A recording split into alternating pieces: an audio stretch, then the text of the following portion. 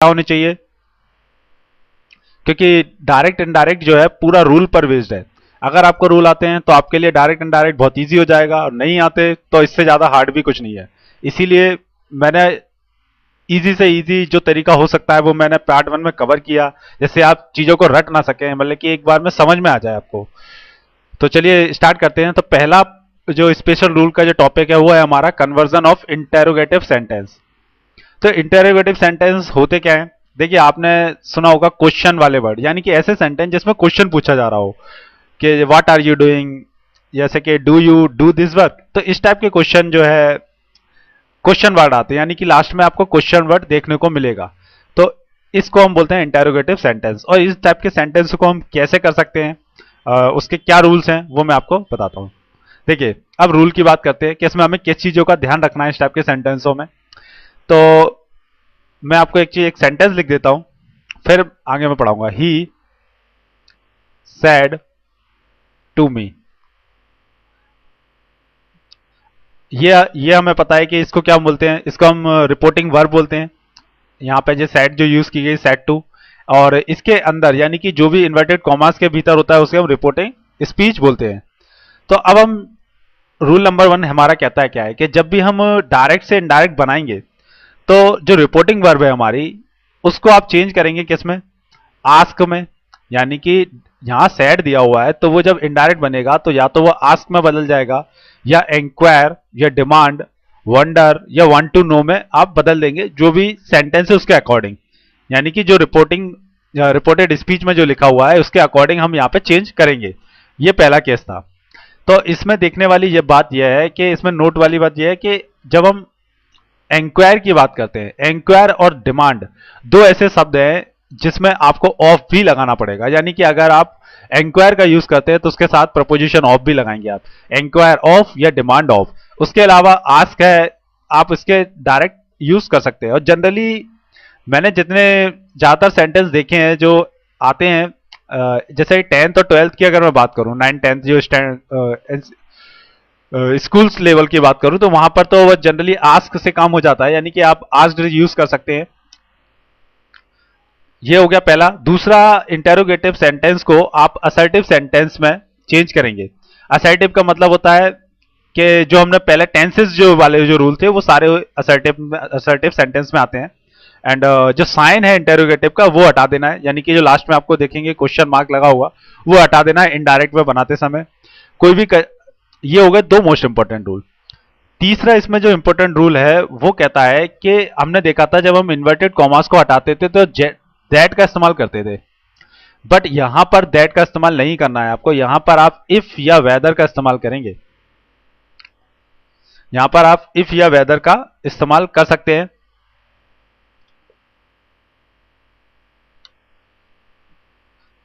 ये हो जाएगा इंटेरोगेटिव का रूल। लेकिन इसमें एक एक्सेप्शन ये है छोटा सा कि अगर कोई क्वेश्चन यानी कि जो रिपोर्टेड स्पीच है अगर वो whose, whom, what, which, when, why, where या हाउ, यानी कि जो भी क्वेश्चन वाले वर्ड होते हैं जिससे प्रारंभ हुआ होता है, यानी कि ये स्टार्टिंग हुई होगी इससे, इन वर्डों से, तो वहां पर आप उसके बाद इफ या वेदर का यूज नहीं करेंगे इन्वर्टेड कॉमास के हटाने पर।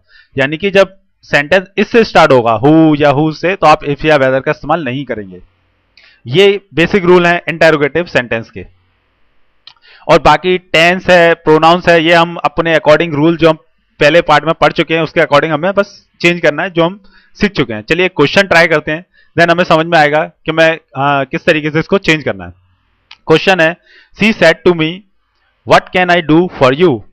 उसने मुझसे कहा मैं तुम्हारे लिए क्या कर सकती हूं। तो सिंपल सा सेंटेंस है। तो सेड टू को जैसा कि मैंने बताया हम चेंज करेंगे किसमें, आस्क्ड में। पहला केस तो हमने ये पढ़ ही लिया था। और अगर जरूरत पड़े तो आप इंक्वायर ऑफ या डिमांड ऑफ भी लगा सकते हैं। जनरली इंक्वायर ऑफ लगता है, इसके अलावा बहुत ही कम यूज होता है। और 99% में तो आप आस्क्ड ही यूज करेंगे। सी आस्क्ड मी व्हाट, देखिए व्हाट का व्हाट ही रहता है। अब इन्वर्टेड कॉमर्स हटाया, यहां पर कुछ भी नहीं आया। व्हाट कैन, देखिए अब यहां पे आई जो है फर्स्ट पर्सन है, वो किसके हिसाब से चेंज होगा, आई फर्स्ट पर्सन है सन रूल के हिसाब से, तो ये सब्जेक्ट के हिसाब से चेंज होगा। और ये हो जाएगा यहाँ पे सी, कैन का हो जाएगा could, do for you, you objective case है, यानी यू सेकंड पर्सन है हमारा, और सेकंड पर्सन हमेशा ऑब्जेक्ट के हिसाब से चेंज होता है, और ऑब्जेक्ट में क्या है, मी, तो मी यूज हो जाएगा। तो बहुत इजी सा एक सेंटेंस है, इसको हम इजीली समझ पाए कि किस तरीके से इंटेरोगेटिव सेंटेंस आता है, और ये इंटेरोगेटिव का जो साइन है क्वेश्चन मार्क, वो इनडायरेक्ट में नहीं आता है। एक और सेंटेंस देखो, the old man said to his son what harm have I done to you. तो क्वेश्चन सिंपल सा है, the old man said to का हो जाएगा asked his son, inverted commas को हटाया, उसके बाद कुछ नहीं आया क्योंकि व्हाट से सेंटेंस चालू हुआ है, what harm have I done. अब देखो यहां पे हैव जो है वैसा वाला है, इससे आप इसको हैव बीन में मत बना लेना, क्योंकि ये have as a verb use नहीं हुआ है, यहां पे डन वर्ब यूज हुई है। तो I had done to you, तो आई जो है फर्स्ट पर्सन है, तो वो चेंज हो जाएगी ओल्ड मैन के हिसाब से। चाहे तो आप यहाँ पे द ओल्ड मैन लिख दो या ही लगा दो तो भी चलेगा। एंड इसके बाद हो जाएगा जो हैड, वर्ब की third form done, to, you second person है, सन के हिसाब से चेंज होगा, क्योंकि ऑब्जेक्टिव केस में हमें यू को यूज करना है, तो वो हिम बन जाएगा। इसी तरीके से सेकंड है, he said to me did you do this work. अब यहां पे देखो ये जो है क्वेश्चन मार्क इससे चालू नहीं हुआ है, व्हाट, हु, हैव इस तरीके से चालू नहीं हुआ, तो इसमें कैसे करेंगे, तो ही सेड टू का हो जाएगा आस्क्ड मी, क्वेश्चन मार्क हटाया, यानी कि जो इन्वर्टेड कॉमर्स को जैसे ही रिमूव किया तो यहाँ पे इफ लग गया। आप चाहो वेदर भी लगा सकते हो, दोनों ही सही माने जाते हैं। देन यू सेकंड पर्सन है, इसको मी के हिसाब से चेंज होगा, मी यानी कि आई, डिड जैसे कि मैंने बताया था कि एक छोड़ दिया करो, एक छोड़ के जाओगे डिड के बाद क्या बन जाता था, हैड डन दिस वर्क का हो जाएगा दैट वर्क। Very easy. अब आते हैं हम रूल नंबर 2 पे। रूल नंबर 2 इफ या वेदर वाले ही केस था, जैसे कि मैं बता चुका हूं पीछे, और इसमें यस और नो का एक सेंस भी मिलेगा आपको। कुछ ऐसे सेंटेंस होंगे जिसमें यस या नो की बात कही जाएगी, इसमें लेकिन शो नहीं हो रहा है यस और नो। आगे मैं सेंटेंस कराऊंगा जिसमें यस और नो बोला भी जाएगा। तो पहले इस सेंटेंस को देख लो, ये कोई बहुत वैसा रूल नहीं है, जो सिंपल से ही है। The girl said may I wear this sari mother. देखो गर्ल्स ने कहा कि क्या मैं ये साड़ी पहन सकती हूँ, माँ से उसने पूछा। अब माँ इसका क्या जवाब दे सकती है, यस और नो में ही दे सकती है, ऐसा इसमें दिख रहा है। तो इस टाइप के क्वेश्चन को हम सेंड कैसे कर सकते हैं, द गर्ल आस्क्ड, गर्ल्स ने अपनी, द गर्ल्स आस्क्ड। अब ये जो मदर यूज किया गया है, तो जनरली ये मदर यहां यूज होना चाहिए था। आप देखेंगे कि हम सेंटेंस पढ़ेंगे, the girl said to mother, भाई मदर से ही तो बात हो रही है यहाँ पे। तो अब इसको बस चेंज करा गया है, the girl asked her mother, क्योंकि वो अपनी माँ से बात कर रही है। यहाँ पे आप इफ या वेदर लगा लो इन्वर्टेड कॉमर्स की जगह पर, सी मे का हो जाएगा, क्योंकि आई अब चेंज करोगे आई। अब ये सिंपल सेंटेंस में बदलता है, ये ध्यान रखना। वापस यहाँ पे सी वेदर मत, she might she wear this sari मत करना, क्योंकि ये सिंपल सेंटेंस में बदलेगा, जो कि मैंने असर्टिव रूल बताया था, जो कि वीडियो फर्स्ट में हमने बहुत सारे क्वेश्चन करे हैं ऐसे, तो नॉर्मल उसी तरीके से करना है। चलिए सी फर्स्ट पर्सन है, द गर्ल्स लिख सकते हो आप यहाँ पे चाहो तो, या सी लिख दो, एक ही मतलब है। सी मे का हो जाएगा माइट, वियर दिस साड़ी का हो जाएगा दैट साड़ी। ये आपको याद रखना है। और देखो पहले क्या होता था कि वेदर जो है एक बेटर कंजक्शन माना जाता था इन्वर्टेड कॉमर्स के जगह पर, क्योंकि इसमें जो है इफ या इफ नॉट का दोनों का सेंस आ जाता था। बट अब हाल ही में इफ का यूज काफी ज्यादा होने लगा है एग्जाम में, तो मैं भी आपको सजेस्ट करूंगा कि इफ ही यूज करना। अब हम बात करते हैं क्वेश्चन, ऐसे क्वेश्चन जो कि सेल आई से स्टार्ट होंगे। यहां से बहुत इंपॉर्टेंट केस चल रहा है, और ये बुकों में थोड़े कम मिलते हैं देखने को ऐसे क्वेश्चन जो सेल आई से स्टार्ट होंगे। कुछ एक दो एग्जांपल मिल जाएंगे, लेकिन मैंने बहुत सारे एग्जांपल यहां यूज किए हैं, और किस तरीके से इनको सॉर्ट आउट करना है, सॉल्व करना है आपको, इसका रूल मैं आपको बताता हूं। देखिए अगर कोई क्वेश्चन सेल आई से स्टार्ट होता है तो वो दो टाइप के होते हैं। पहला होगा, एक तो उसमें सेंस आएगा पूरा प्योर फ्यूचर का। प्योर फ्यूचर का मतलब है जिसमें आपको बात बिल्कुल फ्यूचर की दिखाई देगी, कोई भी निकट फ्यूचर नहीं होगा। निकट फ्यूचर यानी कि जस्ट होने वाला हो 2 घंटे बाद, 3 घंटे बाद, ऐसा नहीं होगा। इसमें लंबा चौड़ा गैप हो सकता है। जैसे कि एक सेंटेंस देखें, he said to me shall I return these notes by Monday. तो इसको हम चेंज कैसे करेंगे, he said to me, said to का हो जाएगा asked, he asked me, inverted commas हटाया हमने, इफ। अब यहां पे चूंकि आपने देखा है कि जो बुक नोटबुक की बात हो रही है, जो उसको रिटर्न करनी है वो मंडे तक करनी है, और मंडे काफी दूर होगा। तो ऐसे केस में हमने इन्वर्टेड कॉमास को हटाया, इफ यूज किया, आई हमारा फर्स्ट पर्सन है, फर्स्ट के ही के हिसाब से चेंज करेंगे तो ही। अब आपने देखा सेल का यहां पर वुड हो गया है, क्योंकि ये प्योर फ्यूचर की बात हो रही है, पर यहां पे इसलिए यहां पे वुड यूज किया गया है।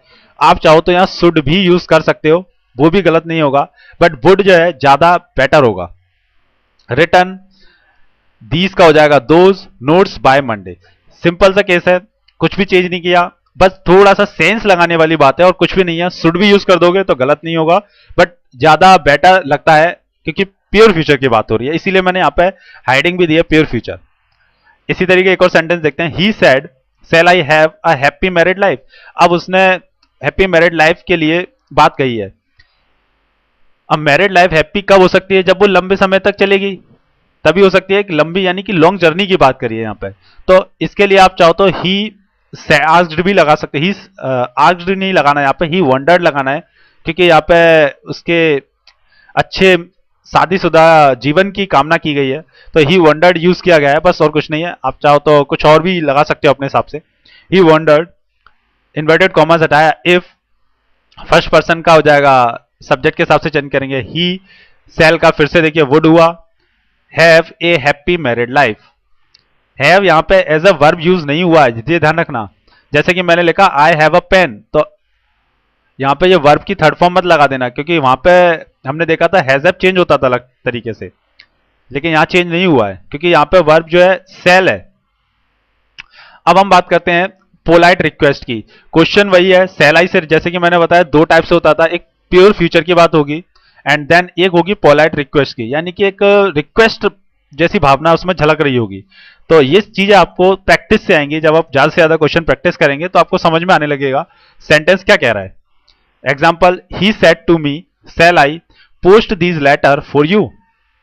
इंटेरोगेटिव सेंटेंस है, काम वही है, he asked me, said to का आस्क्ड मी, क्वेश्चन मार्क हटाया, इफ लगाया हमने, आई फर्स्ट पर्सन है, ही के हिसाब से चाहिए ही।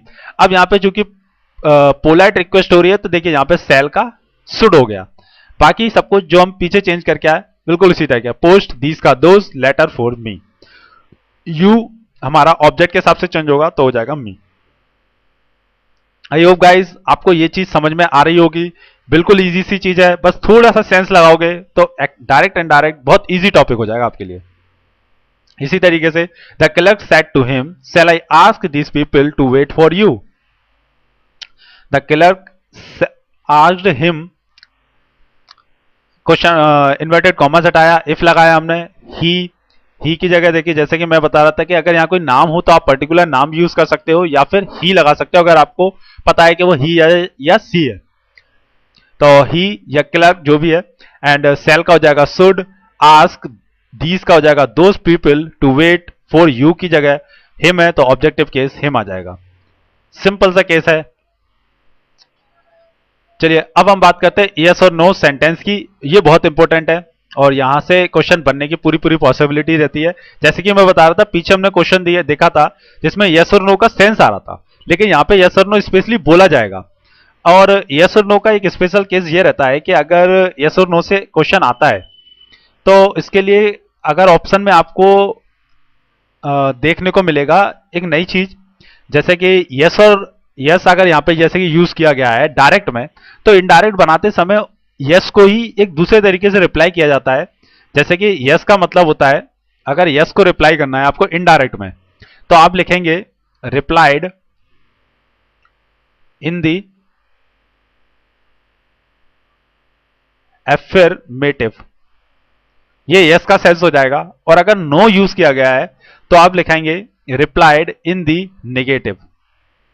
बस ये चीज आपको ध्यान रखनी है। आप चाहे अगर ये ऑप्शन में दिखता है तो आप इसकी तरफ जाना, अदरवाइज नॉर्मल सेंटेंस जैसे सॉल्व करते हैं हम वैसे ही करेंगे। इसीलिए मैंने यहाँ पे दोनों एग्जाम्पल का यूज किया है। चलिए देखते हैं क्वेश्चन क्या कहता है। She said to me can you sing and I said yes. Question समझ में आया आपको? उसने मुझसे कहा क्या तुम गाना गा सकती हो, और मैंने कहा हाँ। तो सिंपल सा क्वेश्चन है, सी सेड टू का हो जाएगा आस्क्ड मी, इन्वर्टेड कॉमर्स हटाया क्योंकि ये क्वेश्चन वो है हमारा इंटेरोगेटिव सेंटेंस, इफ लगाया हमने, यू फर्स्ट पर्सन है, यू सेकंड पर्सन है, मी के हिसाब से चेंज होगा, यानी कि ये हो जाएगा आई। कैन का हो जाएगा कुड, सॉरी यहाँ पे सिंग कर लेना, क्योंकि बात गाने की हो रही है, डांस की नहीं, तो आप सिंग कर लेना यहाँ पे। सो आई कुड सिंग एंड इसके बाद आ जाएगा I said that I could. अब देखो यहां पे सेंटेंस थोड़ा सा कॉम्प्लिकेटेड आपको लग रहा होगा, यहां तक अपना सिंपल था, क्वेश्चन मार्क तक देखो यहां से हमने चेंज किया, आई कैन का कुड हुआ, यू इस तरीके से चेंज कर लिया यहां तक। एंड के बाद आया आई सेड, मैंने कहा I said that, inverted commas हटाया क्योंकि अब यहां पे क्वेश्चन मार्क नहीं है, तो आपको क्या लगाना पड़ेगा यहां पे, दैट लगाना पड़ेगा। आई सेड दैट, अब इसका रिप्लाई आएगा आई कुड। बस ये आपको ध्यान रखना है। एक तरीका तो ये हो गया, दूसरा होता है कि सेम वही चीज चलेगी। सी आस्क्ड मी इफ, यहां पर देखिए वुड लगा सकते हो या कुड भी लगा दो, दोनों ही सही माने जाएंगे, कोई फर्क नहीं पड़ता इससे, आप कुड भी यूज कर लो। इफ आई कुड या वुड सिंग एंड इसके बाद आप डायरेक्ट लिख दो I replied in the affirmative. अगर आपको ये चीज समझ में नहीं आ रही, आप ये नहीं बता पा रहे कि यार मैं इसको यहां पे कैसे चेंज करूंगा, तो आई लिख दो, आप डायरेक्ट आंसर लिख सकते हो आई रिप्लाइड इन दी अफर्मेटिव, क्योंकि आपका आंसर यहां पे यस है, आप यस बोल रहे हैं, इसलिए इसको आप डायरेक्ट यहां पे लिख दिया करो आई रिप्लाइड इन दी अफर्मेटिव, बस सीधा खत्म। अगर आपको यहां से इस वाले सेंटेंस को बनाने में प्रॉब्लम आ रही है कि I said that I could, generally can का कुड हो जाता है और कुछ नहीं है, तो ये होते हैं यस और नो के बेसिस पे किस तरीके से हमें डायरेक्ट से इनडायरेक्ट बनाना है। कुछ और सेंटेंस देखते हैं। अब इस सेंटेंस को देखो, I said to her will you go to Gwalior tomorrow and she said no, मैंने उससे कहा क्या तुम कल ग्वालियर जाओगी, उसने कहा नहीं। ठीक है, अब इसको हम कैसे कर सकते हैं, तो आई आस्क्ड हर, सिंपल सा केस है, सेड टू का हो जाएगा आस्क्ड, इफ या वेदर लगाइए, यू सेकंड पर्सन है, हर के हिसाब से चेंज होगा, हर का सब्जेक्टिव केस क्या होता है सी, विल का हो जाएगा वुड, जैसा कि मैं अपन सीख चुके हैं पहले ही, गो टू द ग्वालियर। अब इसके बाद चूंकि टुमारो को हम चेंज करते थे किस में, द नेक्स्ट डे में, ये हमने फर्स्ट पार्ट में पढ़ा है, एंड लगाया। इसके बाद हमें क्या लिखना है, क्योंकि नो बोला है तो मैंने क्या बताया, सी रिप्लाइड इन दी नेगेटिव, उसने नेगेटिव में रिप्लाई कर दिया।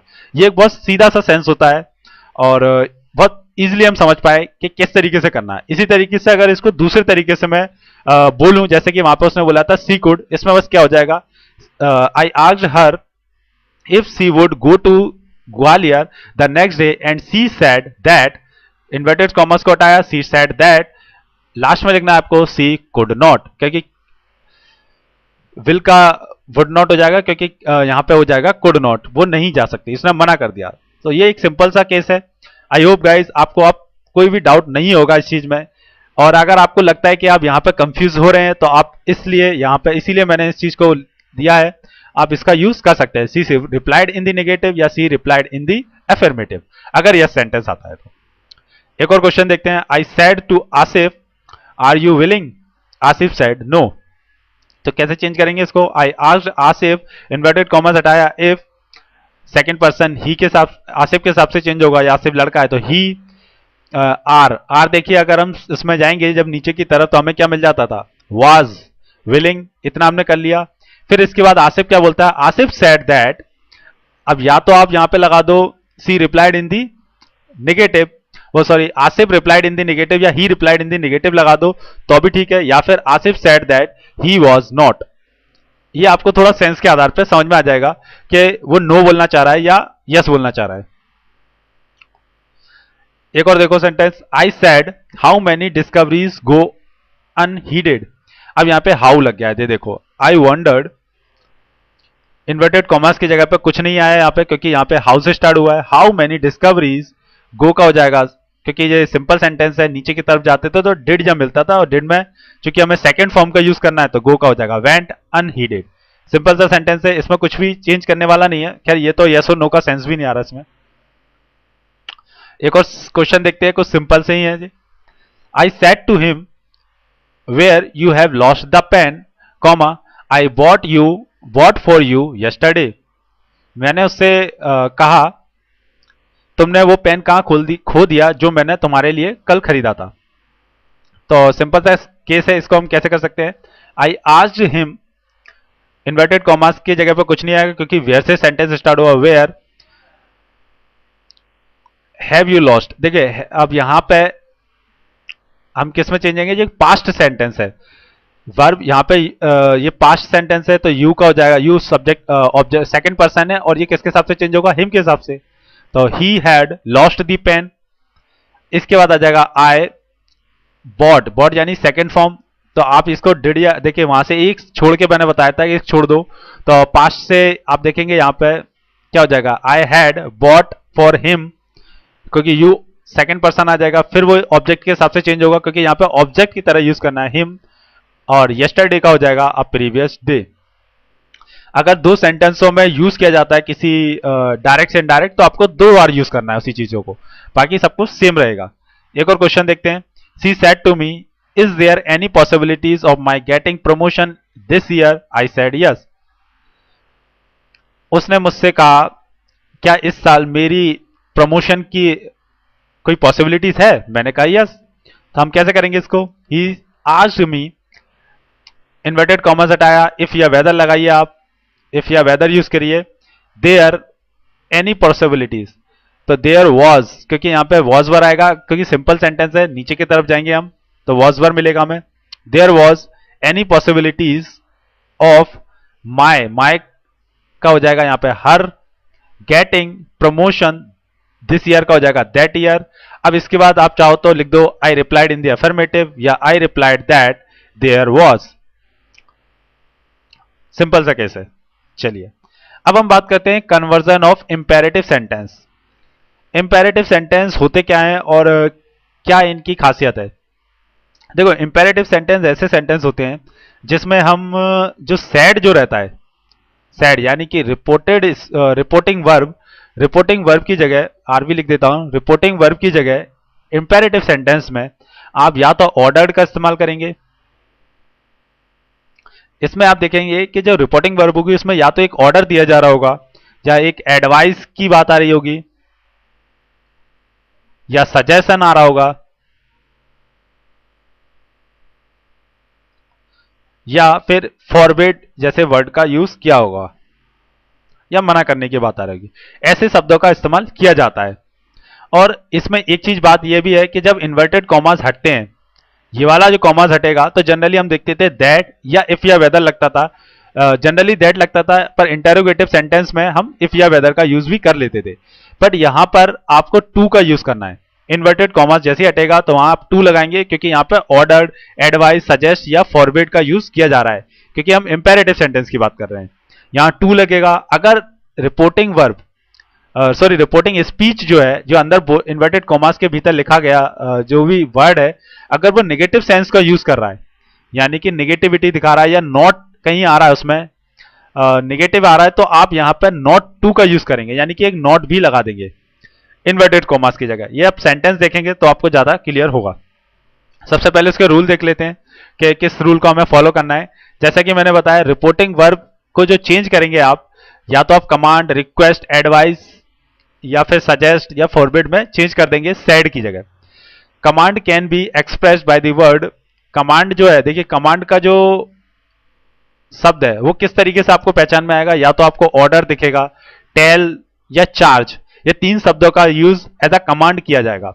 अगर रिक्वेस्ट की बात हो रही होगी तो आपको यूज करना होगा बैग, आस्क, इम्प्लोर, एंट्रीट, डिजायर, बिसीच या सॉलिसिटेड, ये कुछ शब्दों का इस्तेमाल करना होगा। ये तो बहुत ज्यादा हाई लेवल हो जाएंगे, जनरली इसमें बैग या आस्क का यूज किया जाता है। और बिसाइड्स ये वर्ड होते हैं, जनरली बिसाइड्स का अगर यूज किया जाता है तो आप फॉरवर्ड, परस्यूड या इनसाइट, इस टाइप के वर्डों का यूज कर सकते हैं। रूल नंबर 2 कहता है कि रिपोर्टेड स्पीच जो है चेंज हो जाएगी इंफिनिटिव में, यानी कि हमारे जो रोलेबल रूल हैं उसमें आप चेंज करेंगे उसे। इसके अलावा अगर नेगेटिव, जैसे कि मैंने बताया था, नेगेटिव सेंटेंस आता है रिपोर्टेड स्पीच में, तो आप नॉट का यूज कर देंगे। इसके अलावा टेंस प्रोनाउन हम सीख चुके हैं कैसे चेंज करना है। और इसमें एक चीज और आती है, अगर किसी सेंटेंस में, यानी कि डायरेक्ट सेंटेंस आपको कोई दिया हुआ है और उसमें अगर प्लीज या काइंडली का यूज किया गया है, तो इनडायरेक्ट में आपको प्लीज या काइंडली को यूज नहीं करना है, हटा देना है। तो ये एक सेंटेंस में कराऊंगा तो उसमें आपको क्लियर हो जाएगा। चलिए अब एग्जांपल देखते हैं, तो हमें जो रूल हमने सीखे हैं वो सारे हमें क्लियर हो जाएंगे, बेसिकली उनको किस तरीके से यूज करना है। तो पहला क्वेश्चन है हमारा, he said to me help him in setting the account. तो यहां पे देखो मदद की बात हो रही है, हेल्प करने की बात हो रही है, एक रिक्वेस्ट कर रहा है वो हमसे, और ये चीज समझ में आ जा रही है कि he said to me help him in setting the account, यानी उसका अकाउंट सेट करने के लिए वो मदद मांगना चाह रहा है, यानी रिक्वेस्ट कर रहा है आपसे। ही रिक्वेस्टेड मी, तो हम क्या करेंगे, सेड टू की जगह रिक्वेस्टेड मी, इन्वर्टेड कॉमास हटाया। यहां पे अब हम जनरली दैट या इफ या वेदर लगाते थे, क्योंकि अब यहां पे हम लगाएंगे टू। बाकी जो नॉर्मल सेंटेंस चेंज होता है उस तरीके से करना है, help him in setting the account. Simple है, क्योंकि इसमें कोई प्रोनाउन नहीं है। हिम जो है एज अ यूज जैसा का तैसे ही यूज हुआ है और कुछ भी चेंज नहीं किया गया है। एक और सेंटेंस देखो, my friend said to me please accept this invitation. अब देखिए यहां पे मेरा फ्रेंड मुझे एंट्रेट कर रहा है, एक तरह से मुझसे रिक्वेस्ट मांग रहा है, रिक्वेस्ट कर रहा है मुझे आने के लिए। तो इसको हम कैसे करेंगे, my friend entreated me, inverted commas हटाया हमने यहाँ पे, टू प्लीज। देखिए यहां पे प्लीज आ गया, ये मैं कह रहा था अगर प्लीज या काइंडली यूज होता है तो हम इनडायरेक्ट में प्लीज या काइंडली नहीं लगाते, इसको हटा देते हैं, एंड देन एक्सेप्ट दिस की जगह हो जाएगा दैट इनविटेशन। बस बाकी सब कुछ जो हम सीखते हैं वही यूज करना है, बस रूल थोड़े थोड़े चेंज होते जाएंगे, वो हमें याद रखना है। The doctor said to the patient give up smoking. Doctor ने पेशेंट से कहा स्मोकिंग छोड़ दो, तो इसको हम कैसे चेंज करेंगे, द डॉक्टर एडवाइस। अब डॉक्टर तो वही सलाह ही दे सकता है, तो यहां पे आपको एडवाइस लगाना है। अब यहां पे आप रिक्वेस्ट लिखोगे तो ये आपकी गलती होगी, क्योंकि डॉक्टर रिक्वेस्ट नहीं करेगा, वो आपको सजेस्ट कर सकता है। The doctor advise the patient to give up smoking. Simple सा सेंटेंस है। उसी तरीके से अगर कमांडर की बात है, the commander said to his man march further. अब कमांडर आपको या तो ऑर्डर्ड करेगा या आपसे अर्ज करेगा। The commander urge his man to march further. Simple है। The young man said to his father pardon me sir. तो यहां पे क्षमा मांगने की बात हो रही है, पार्डन माने होता है क्षमा मांगना। तो द यंग मैन अब यहां पे मांग रहा है, यानी कि बैग्ड यूज किया गया है, क्योंकि हम माफी मांगते हैं। The young man bagged his father, inverted commas हटाया, टू पार्डन मी सर किया हो जाएगा, मी हो जाएगा ऑब्जेक्टिव केस हिम। एक और एग्जांपल और देखते हैं, कुछ example. He said to me wait here till I come back. तो उसने कहा है कि उसने मुझसे कहा कि यहां पे इंतजार करो जब तक मैं वापस ना आ जाऊं। तो वो एक ऑर्डर देके गया है मुझे, he ordered me wait here till I come back. Simple सा सेंटेंस है।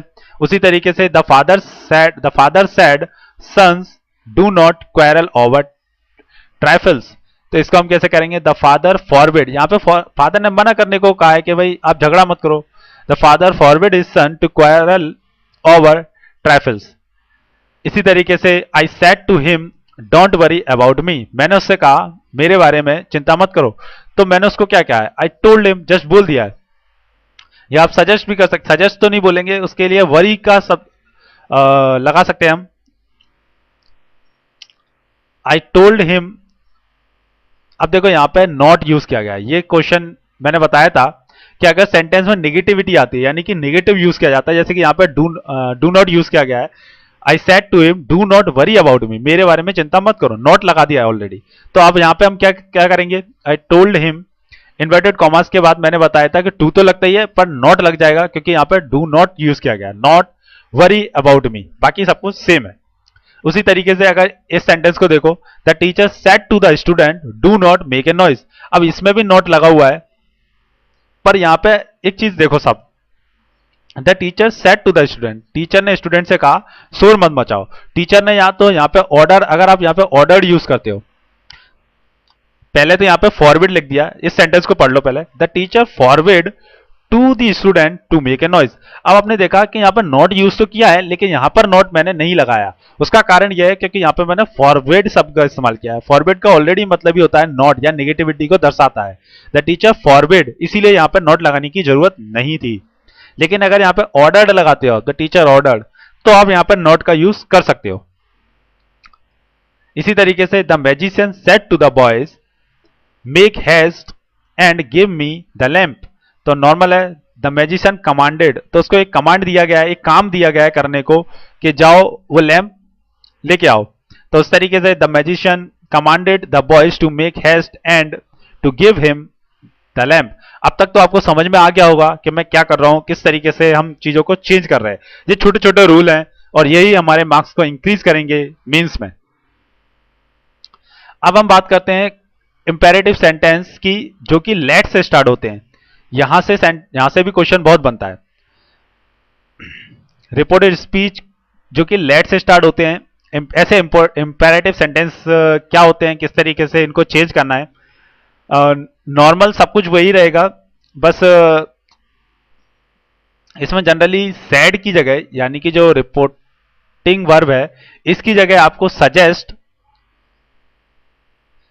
या प्रपोज्ड का यूज करना है, बस और कुछ नहीं है। प्रपोज्ड का यूज कर देना है। और एक चीज ध्यान रखनी है, इन्वर्टेड कॉमास के स्थान पर दैट लगेगा इस बार, और इन्वर्टेड कॉमास हटाओगे दैट लगा देना। एंड देन लेट जो है, डायरेक्ट में लेट दिया होगा पर इनडायरेक्ट में वो लेट नहीं होगा। जैसे कि लेट का जो मतलब होता है वो एक प्रपोजल की तरह होता है, इसलिए हम यहाँ पे प्रपोज या सजेस्ट लगाते हैं। जैसे कि सेंटेंस को देखो, छोटा सा सेंटेंस लिया मैंने, he said let us do it. तो इसको चेंज करते समय अब हम उससे कह रहे हैं कि या तो आप उसको सजेस्ट कर रहे हो या प्रपोज कर रहे हो वो काम करने के लिए। तो हम इसको बनाएंगे कैसे, ही सजेस्टेड, या तो आप सजेस्ट लगा दो या प्रपोज लगा दो, that they should do it. और इसमें एक चीज और ध्यान रखना कि इसमें कोई चीज करने की बात होगी तो इसमें शुड और लगता है। डायरेक्ट से इनडायरेक्ट बनाते समय जब लेट से सेंटेंस स्टार्ट होता है तो उसमें वर्ब जो आएगी वो एज अ शुड यूज होगी। कुछ भी हो आपको शुड लगाना ही पड़ेगा। जैसे कि I said to my brother let us go to some hill station for a change. मैंने अपने ब्रदर से कहा चलो हिल स्टेशन चलते हैं थोड़े बहुत चेंज के लिए। तो इसको हम कैसे चेंज करेंगे, सेट टू की जगह जैसे कि मैंने बताया आई सजेस्ट यूज करेंगे, सजेस्ट या propose. I suggested to my brother, मैंने अपने ब्रदर को सजेस्ट किया। इन्वर्टेड कॉमास हटाया, यहां से मैंने दैट लगा दिया उसकी जगह। लेट को कैंसिल कर देंगे जैसे कि मैंने बताया था। अब आ जाएगा अस। अस क्योंकि ऑब्जेक्टिव केस है, सेकंड पर्सन है, नहीं सॉरी फर्स्ट पर्सन है, तो ये आई के हिसाब से चेंज होगा, तो ये बन जाएगा वी। अब वी की जगह यहां पे क्या आ जाएगा, वर्ब हमेशा लगती है शुड, ये कंपलसरी है, ये बिल्कुल याद रखना। उसके बाद नॉर्मल जो चेंज होता है, go to some hill station for a change, normal change है। बाकी सब कुछ सेम टू सेम है। कुछ और सेंटेंस देखते हैं जिससे हमें पूरा डाउट हमारा क्लियर हो जाएगा। अब इस सेंटेंस को देखो, ये देखने में बड़ा टेढ़ा सा लग रहा है। Let us invite some friend to our son's birthday said the father. अब ये ऐसे भी सेंटेंस आते हैं और एग्जाम में आपको इसी टाइप के ज्यादातर देखने को मिलेंगे, बड़े आड़े टेढ़े से। तो इसमें है कुछ नहीं है, बस थोड़ा सा चेंज कर दिया गया था, चीजों को इधर उधर अरेंज कर देते हैं। अब देखो, अगर मैं इसको ऐसे लिख देता the father said and then let के बाद लगा देता तो सब कुछ सेंटेंस सिंपल सा लगने लगता। बस इसको थोड़ा सा टिपिकल दिखाने के लिए उसने इसको ऐसा लिख दिया है। तो हम इसको चेंज कैसे करेंगे, द फादर सैड की जगह क्या हो जाएगा, प्रपोज। फादर ने प्रपोज किया है, सजेस्ट किया है, the father proposed. Inverted commas हटाओगे ये वाले, यहां वाले, तो आ जाएगा आपका दैट।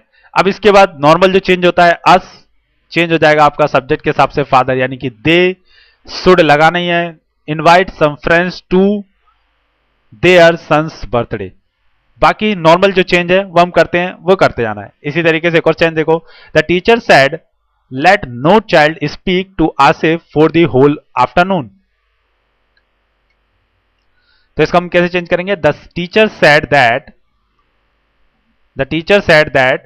लेट हटा दिया यहां से, no child speak to Asif for the whole afternoon. तो इस तरीके से इसको चेंज करना है। अब आप देख रहे होंगे कि यहां पे वाज यूज किया गया है, यहां पे शुड यूज नहीं किया गया है, क्योंकि यहां पे आपने देखा होगा कि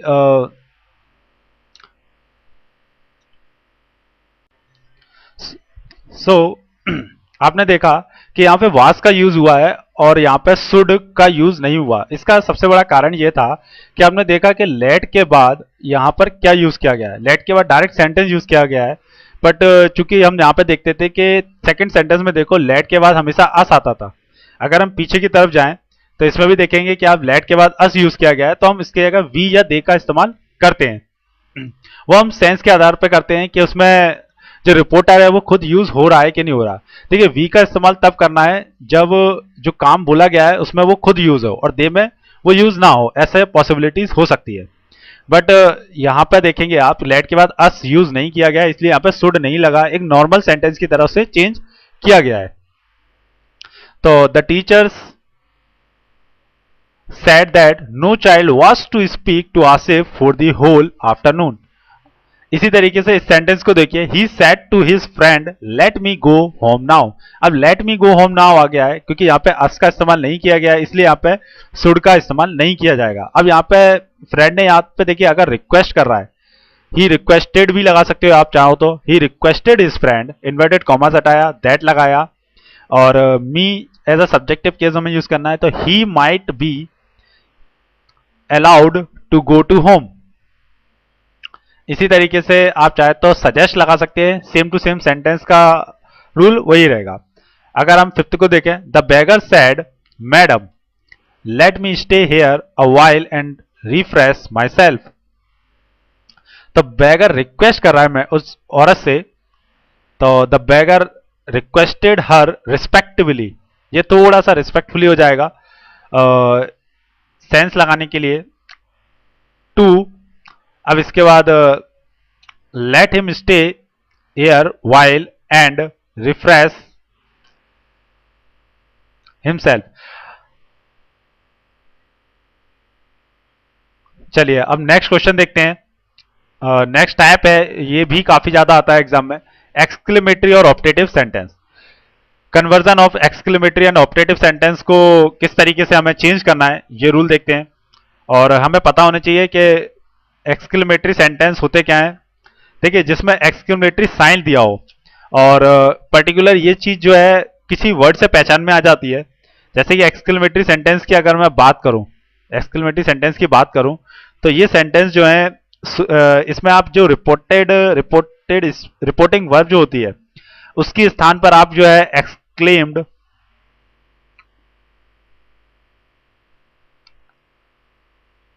विथ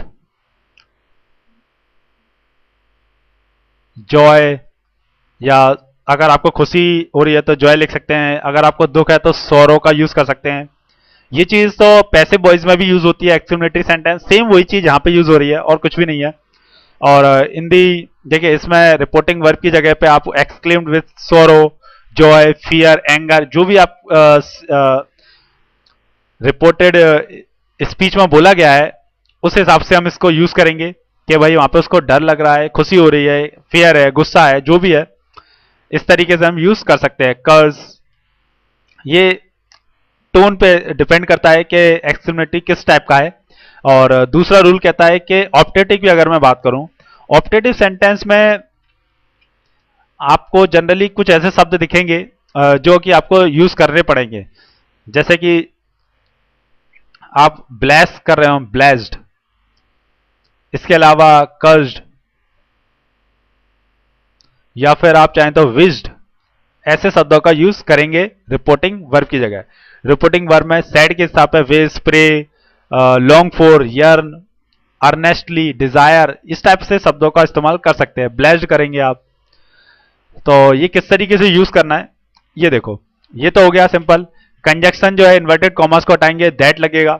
इसमें तो बिल्कुल नॉर्मल केस है, दैट ही लगाना है, कुछ चेंज नहीं करना। एक्सक्लेमेटरी और ऑप्टेटिव सेंटेंस को चेंज करना है आपको असर्टिव सेंटेंस में, यानी कि एक नॉर्मल सेंटेंस में, ठीक है। इसके अलावा जो इसके interjection and exclamatory are omitted, ये सब इसमें कुछ खास नहीं है, ये चीज समझने वाली नहीं है। और नॉर्मल जो सेंटेंस है वो कैसे करना है हमें एग्जांपल से देखते हैं। चलिए अब यहां पे आपको देखना है एक्सक्लेमेटरी सेंटेंस। ये एक्सक्लेमेटरी सेंटेंस का साइन है, देखो इसमें ऐसे शब्द देखने को मिलेंगे आपको, हुर्रे,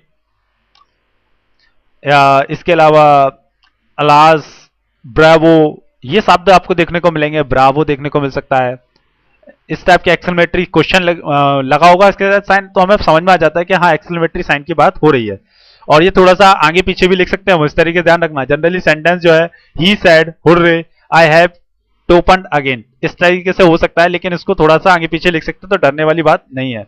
तो हम चेंज कैसे करेंगे, ही सैड की जगह क्योंकि यहाँ पे खुशी दिखाई जा रही है तो वो क्या लिखेगा, exclaimed with Joy, inverted commas हटाएंगे आप, दैट लगाएंगे।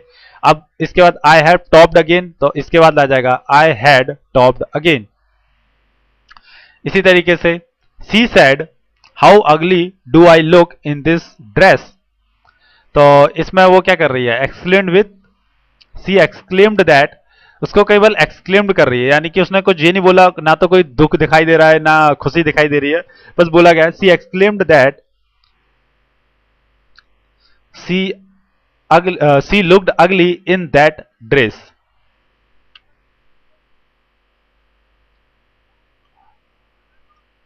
सी देखिए यहां पे नेक्स्ट आ जाएगा, he said to me what a pity do you did not come. ये जो सेंटेंस होते हैं ये ऑप्टेटिव सेंटेंस में आते हैं। ही एक्सक्लेम्ड दैट, तो इसके लिए आप ब्लेस्ड या एक्सक्लेम्ड का शब्द का यूज कर सकते हैं। He exclaimed that it was a red pity I had not come. इसी तरीके से अब देखिए ये फिर से एक्सक्लेमेटरी साइन आ गया यहाँ पे, इसमें ऐसे फी यूज किया गया है। A soldier and afraid of fighting said the general exclaimed that it was shameful for soldier to be afraid of fighting, यानी कि सिंपल सा केस है। इसी तरीके से he said alas how foolish have I acted,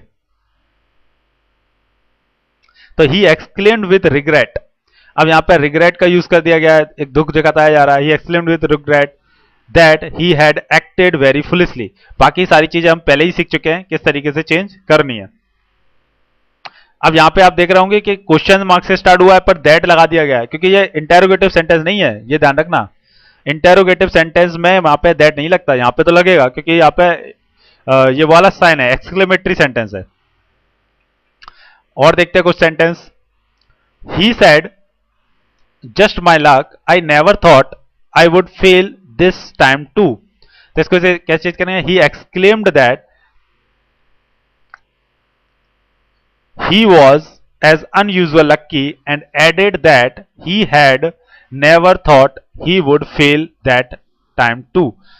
तो बिल्कुल normal जिस तरीके से हम चेंज करते हैं उसी तरीके से करते जाइए, देन आपका आंसर जो क्वेश्चन है वो आ जाएगा। इसी तरीके से इसको देखो, the captain said to the goalkeeper brave well done, the captain applauded, देखिए इसको यूज कर दिया गया है द गोलकीपर, ये डायरेक्ट यूज कर सकते हैं।